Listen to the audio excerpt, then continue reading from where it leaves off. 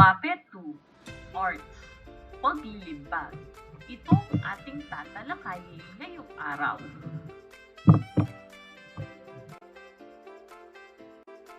Kasanayang pagkatuto at koda differentiates natural and man-made objects with repeated or alternated shapes and colors and materials that can be used in printmaking.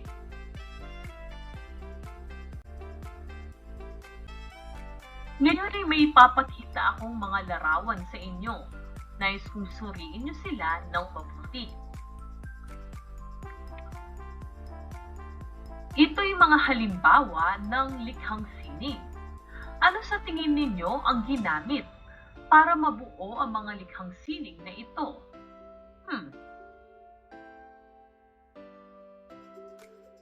Mahusay!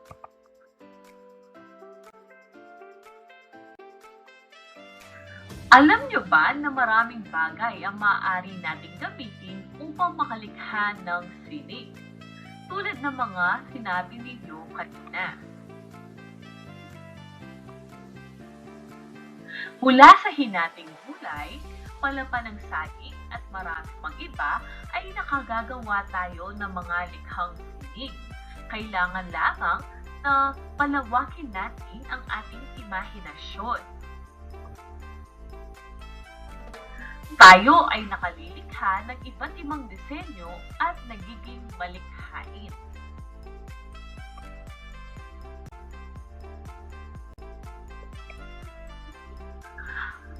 Paglilimbag ang tawag sa likhang sining na ipinakita ko sa inyo kanina. Ang paglilimbag ay paglipat ng isang simbolo, imahe o sulatin sa isang bagay mula sa iba't ibang uri ng pamamaraan.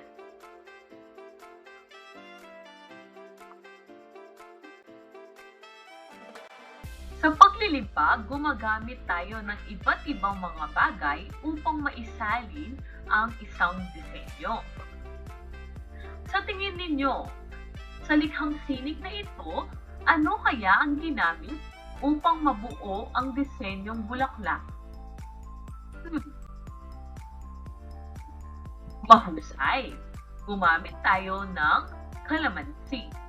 Isinalin natin ang disenyo ng kalamansi upang mabuo ang bulaklak na nasa larawan.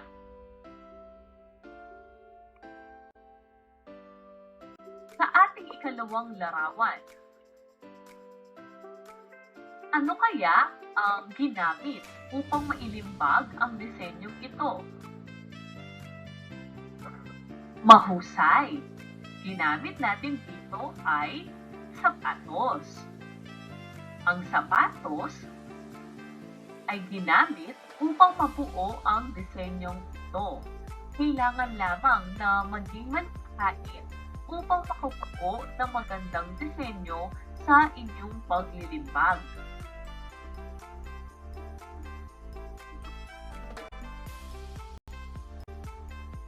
Tandaan ninyo na may dalawang paraan ng paglilimbag. Ang una ay ang paglilimbag gamit ang natural na bagay or natural objects.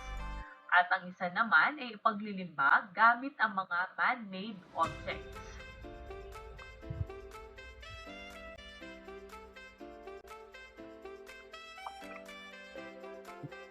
Ang paglilimbag gamit ang natural object o natural na mga bagay ay gumagamit ng mga bagay na makikita sa ating kapaligiran tulad ng mga hinating gulay, palapan ng saging, at iba pa na nakalilikha ng iba't ibang disenyo na nagpapakita ng likhang sining. Maaari din tayong gumamit ng mga dahon at mga sanga.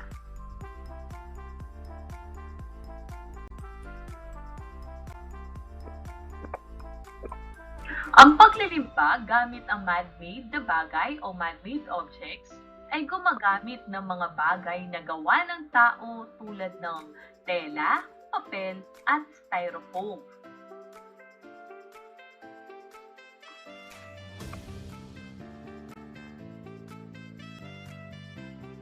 Sa paglilimbag, maaari nating gamitin ang mga sumusunod na bagay: paper, calamansi, at watercolor.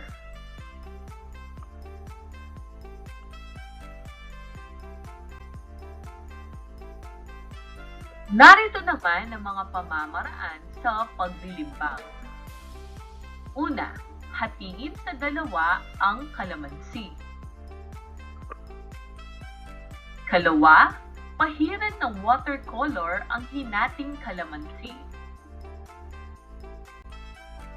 Ikatlo, ipatong ng maingat ang nakulayang bahagi ng kalamansi sa puting papel at tiinan ng bahagya. Ulit-ulitin ito hanggang makabuo ng disenyo ng bulaklak. Tandaan, kailangan ninyo ng malawak na imahinasyon at ang pagiging malikhain ninyo upang makabuo ng magandang disenyo.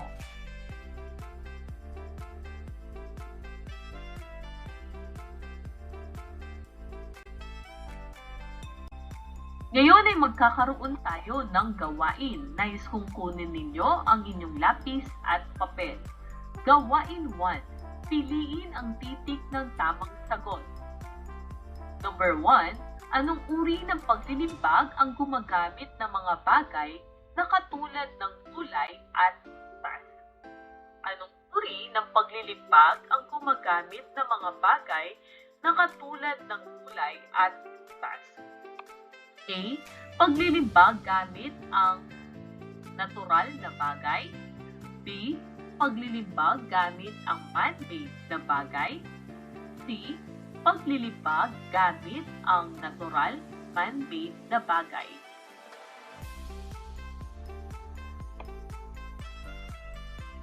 Number 2. Lahat ng nabanggit ay mga man-made na bagay maliban sa isa.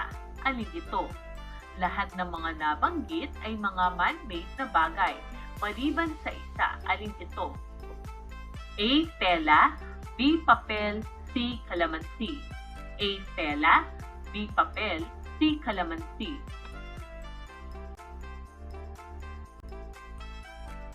Number 3.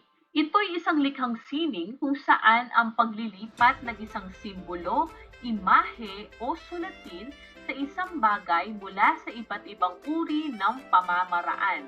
Ito ay isang likhang sining kung saan ang paglilipat ng isang simbolo, imahe o sulatin sa isang bagay mula sa iba't ibang uri ng pamamaraan.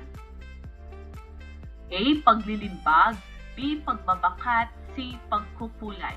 A. Paglilimbag, B. Pagbabakat, pagkukulay. Number 4, anong uri ng paglilimbag ang gumagamit ng mga bagay na gawa o likha ng tao? Anong uri ng paglilimbag ang gumagamit ng mga bagay na gawa o likha ng tao? A. Paglilimbag gamit ang natural na bagay. B. Paglilimbag gamit ang man-made na bagay. C. Paglilimbag gamit ang natural man-made na bagay. Number 5, alin sa mga halimbawang ibinigay ang man-made na bagay? Alin sa mga halimbawang ibinigay ang man-made na bagay? A. Dahon, B. Gulay, C. foam. A. Dahon, B. Gulay, C. foam. Gawain 2. Gamit ang tela, foam, kalamansi, pintura, o watercolor o di naman kaya anumang bagay na nais mong gamitin sa paglilimbag, gumawa ng sariling disenyo. Gawin ito sa isang malinis na papel.